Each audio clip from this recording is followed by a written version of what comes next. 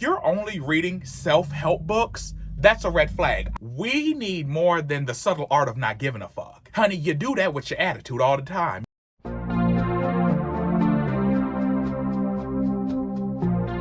Hey you guys, and welcome back to my channel. Today I decided we're gonna do a quick video that's gonna get straight to the point because y'all know I am a certified yap. These are my top books of all time, and this video was mainly inspired because a couple months back I made a TikTok from two women who made this topic of a subject.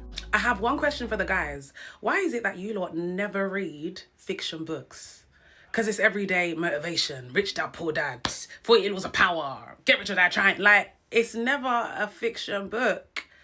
Put the motivation books down and the self-help books down and get yourself some empathy. Black boys are taught black and white. They're not taught nuance. There's a lot that goes into answering this question, but three big things that I kind of want to chat about.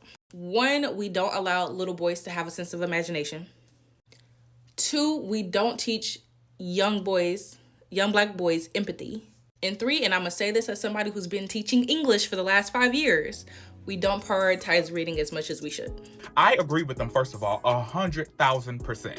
When I heard their videos and I watched it in depth, I realized how grateful I was for the kind of mother I had. She did not play when it came to reading. She made sure that we went to the public library, and not to overwhelm me with stuff to do, of course, but she made sure I checked out books out of the public library. She would make me book reports that I would have to do for her on the books that I read from the public library, so she knew my listening comprehension and my understanding of different depths and characters were good enough for where she wanted me to be at that age and at that learning curriculum. When I have kids, I'm definitely gonna be pushing that down to them, cousins, any child that's around me. You gonna read and you gonna read. If you know, you know.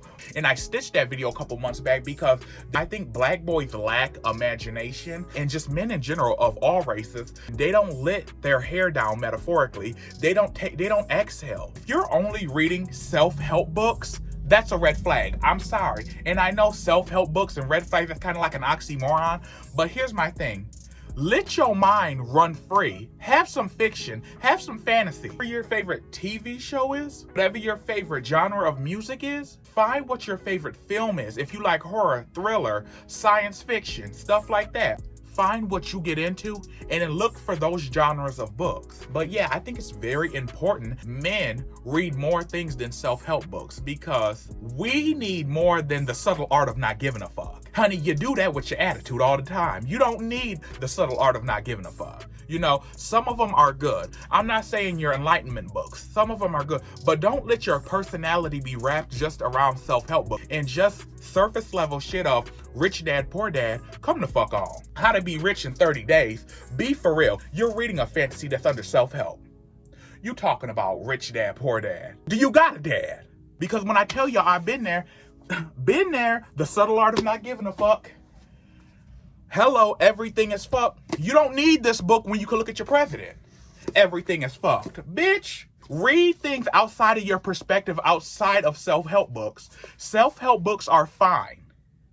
But if you read 2 books a month, maybe do 1 self-help book and then 1 magical realism, 1 fantasy, 1 sci-fi, 1 horror, 1 thriller. These come in handy when they do. However, do not make that your entire personality when it comes to reading, which is why I am so grateful. My mom made sure I read all types of books. My mom used to say to me, you ain't gonna learn shit unless you read things outside of your own perspective. So yes, as a little black boy, here I am. I had The Babysitter's Club. I had Follow the Drinking Gourd. I had Captain Underpants. I would go from Captain Underpants to Sweet Valley High. I would go from Sweet Valley High to Fear Street. I would go from Fear Street to Junie B. Jones. Yes, I would go from Junie B. Jones to Arthur. I would read Judy Blume, Super Fudge, Are You There, Goddess, Me, Margaret? Because I'm still asking. Hello. I would read the Milestone comics too at the same damn time. We are human beings to have human interactions. If you only know your little perspective, what do you know?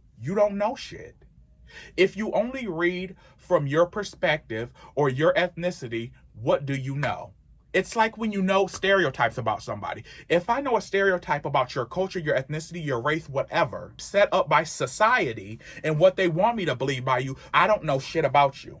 So that's just the first part of the video. So this last part of the video, I want to do my top 5 books of all time. These are the books I would recommend if somebody randomly walked up to me and they said, of all times, what are the books you would recommend and what are the books you will always reread and go back to? If you know me, I love me some Toni Morrison. Toni Morrison is like my patron saint. A book that changed my life in more ways than one, Song of Solomon. Song of Solomon is such a good, it's like a Black Odyssey. If you've ever read Homer's The Odyssey, it's like that, but with a black man and magical realism and just black spirituality. And it has a lot to do with the myth around the African-American folklore of the Flying Africans. And pretty much this main character of Milkman, he finds himself at a cultural crossroads where he doesn't feel home within his black community. He's privileged because he comes from a wealthy family from like the 20s and the 30s, and being a man of wealth, you know. In this book, I think it starts in the 20s and it ends in the 60s, right before the civil rights and the civil unrest erupts in the nation.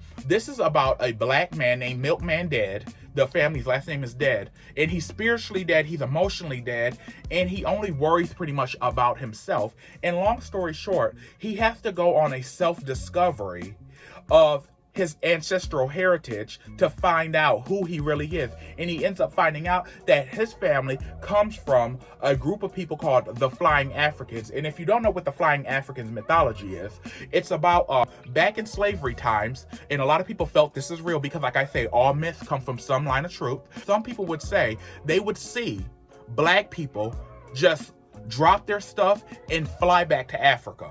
Now, I know it's very fantastical, it's escapism, it has a lot of metaphors and undermeanings. However, there's always these stories. If you look up real life slave narratives, there's always somebody in those narratives that knew somebody or knew somebody who's seen somebody who flew back to Africa. Now, a lot of people back in those days, there was a lot of psychics and stuff like that. So could they've been seeing people die and their spirits ascend into the air, into heavens in the great hereafter? That could be it too. However, in black spirituality and in black folklore, there's always a mention of black people who had the ability to fly. And in Africa, it's believed that before the colonization happened and the white man stepped on the land, black people were so free of earthly bounds that they could fly and walk among the angels. So, yeah, but in this book, Milkman, he discovers that he comes from a long line of flying Africans, hence being one of his ancestors, Solomon, who flew back to Africa and left his 21 children behind.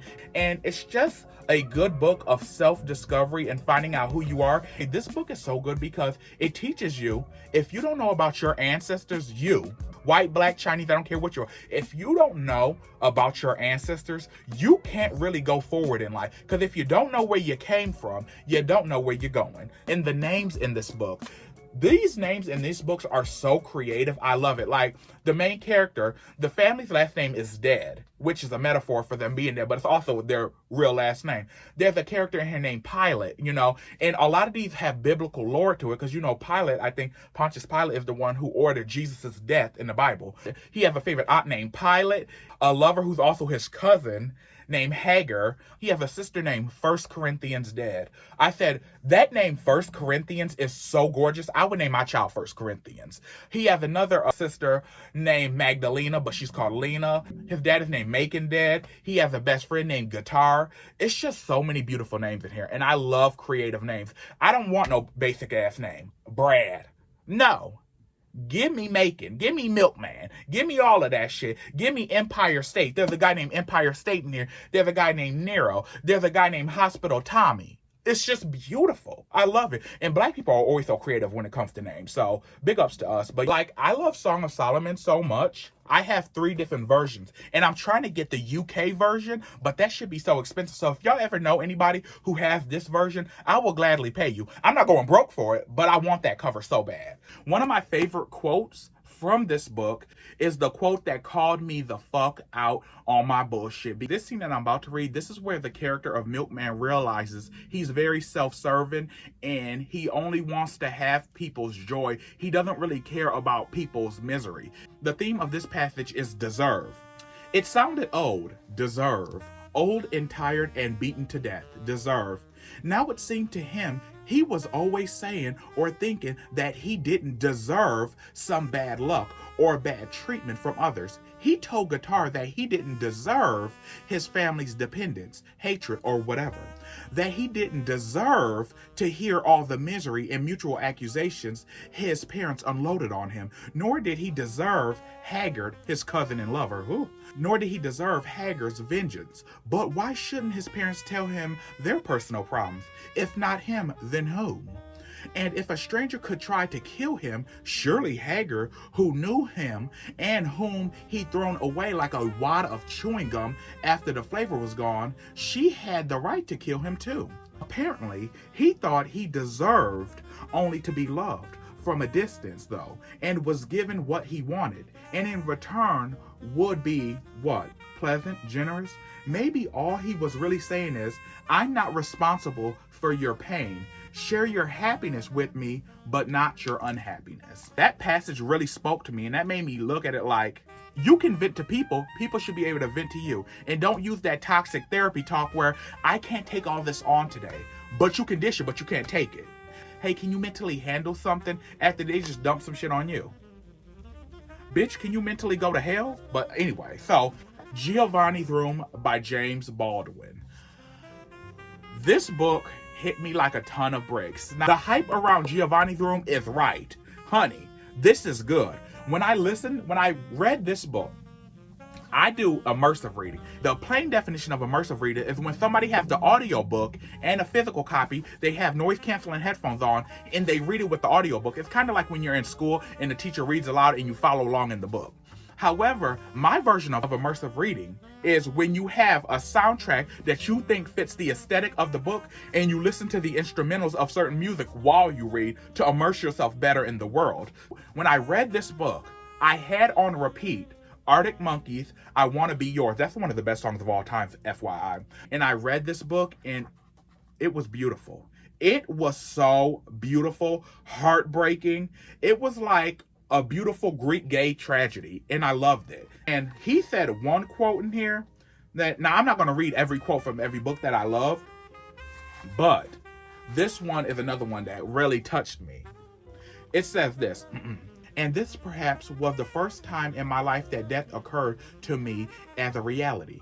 I thought of the people before me who had looked down at the river and had gone to sleep beneath it. I wondered about them. I wondered how they had done it. The physical act. I thought of suicide when I was much younger, as possibly we all have. But then it would have been for revenge. It would have been my way of informing the world how awful it had made me suffer. But the silence of the evening, as I was wandering home, had nothing to do with the storm, that far-off boy. And he's talking about his lover that he's in a closet with. I simply wondered about the dead, because their days had ended, and I did not know how I would get through mine. I said, oh, you fucked me up. You fucked me up. Whew. The Death of Vivek Oji. See, Akweke Emezi, she's a Nigerian author. She's non-binary. They are non-binary. I'm sorry if I got the pronouns wrong. I don't know if they even go by titles and stuff like that. They are fabulous. The book is set in Nigeria, and it focuses on the main character, Vivek Oji. We know he dies and stuff like that. The book tells the story of how he died, because his grandma dies the same day Vivek is born. And in the Igbo culture, they believe in reincarnation. And if you have the same, say, birthmark as a person who died before you, they believe that's your spirit cycling back through the family line. So Vivek is born, and his grandma died, and they both had the same birthmark, which they believe is the grandma reincarnating into Vivek. And since there's two spirits, a boy and a girl, two-spirited, what happens is Vivek has a lot of gender expression. He's very non-binary. I wouldn't even say trans. He's just, I am what I am in the moment, and you like it, good. If you don't, oh well. He's queer and with Nigerian and Indian parents, and in Africa, that ain't easy. Hell, it ain't easy in the United States. So can you imagine what he had to grow up into? And pretty much each chapter is a perspective for the people he was close with, like his cousin Osita, who he's also in an incestuous relationship. And I know I said the Song of Solomon also has incest in it. I don't know why that's a theme with the books I end up finding to be the greatest of all time. That's not one of the criteria that I check off. It just so happens that these books have that. You know what? Another book I'm about to bring up also has that in common. However, it just so happens to be a happy accident. Not a happy accident. It just so happens to be in there. So I don't go seeking that out, just so y'all know. We get perspectives each chapter from like his friends that he were around who accepted him for who he was. We hear about from his parents. And we also get perspectives of Vivek from beyond the grave and him saying how he lived and the life he lived and how he died and stuff like that. It's a beautiful novel. And once again, I'm going to read another part of the book that had me fucked up.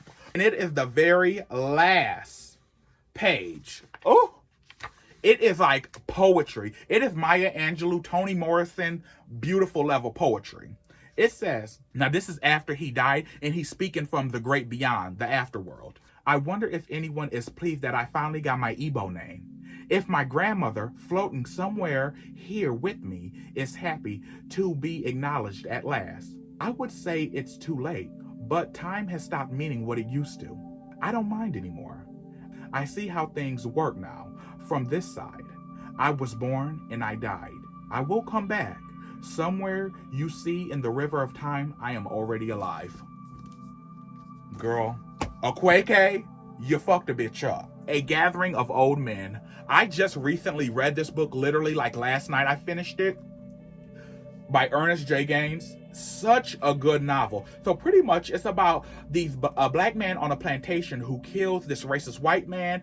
He's shot dead. There's a plot twist I'm not going to tell y'all. And all the black people gather to support the black man who shot the white man because they're like, after all the years of trouble and turmoil and abuse we've suffered through slavery, oh, we ain't letting another one of us go down after you made it to old age. The old men who gathered, all the old black men are like, I'm guilty, I shot him. And we each hear throughout the chapters why each black man has a reason why they could have shot the racist white man. Just a good exploration of black manhood in the South, what it means to be a man, what it means to be a coward, what it means to stand up for what you believe in, and how it's never too late to be a hero of your own narrative. It's not too late to rewrite your story. It's not too late to stand up for what you believe in if you spent your whole youth being scary. So yeah, A Gathering of Old Men, beautiful exploration of manhood, self-sacrifice, and standing up for what you believe in when it's not too late. One of my favorite books of magical realism. And you probably heard me speak about this many times. I have 2 copies of this book,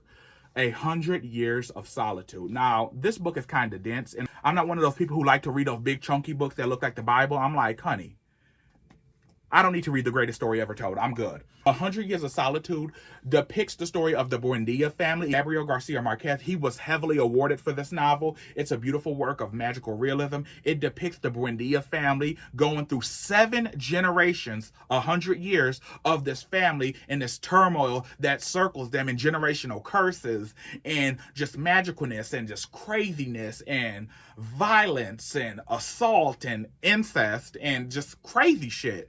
And there's a main character in here where there's a lot of psychics in here, and there's a lot of people, like, there's so much magical shit that happens in here. Like, there's one girl who, she just floats away into heaven.